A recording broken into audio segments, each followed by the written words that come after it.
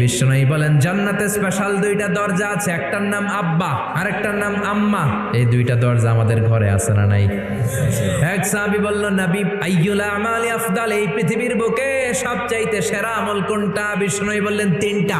এক নম্বরে আসসালাতু ফি ওয়াক্তিহা, সময় মতো নামাজ, আজান হওয়ার সাথে সাথে নামাজ পড়বা, এর চেয়ে ভালো কাজ আর নাই, ঠিক কি না?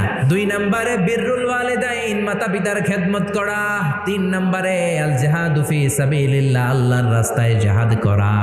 আরেক বর্ণনায় বিষ্ণুই বললেন মা বাবার খেদমত করা জিহাদের চেয়ে বেশি দামি। এক সাহাবী বললেন, ইয়া রাসূলুল্লাহ আস্তাযিনুকাল জিহাদ, আমি জিহাদে যাওয়ার অনুমতি চাই। বিশ্বনবী বললেন, বাবা মা কেউ বেঁচে আছে নাকি? সাহাবী বললেন, আছে। বিশ্বনবী বললেন, যাও ঘরে ফিরে যাও, ফাফিহিমা ফাজাহিদ, বাবা মার খেদমত করো, বাবা মার খেদমত করলে ঘরে বসেই জিহাদের সওয়াব পাবা।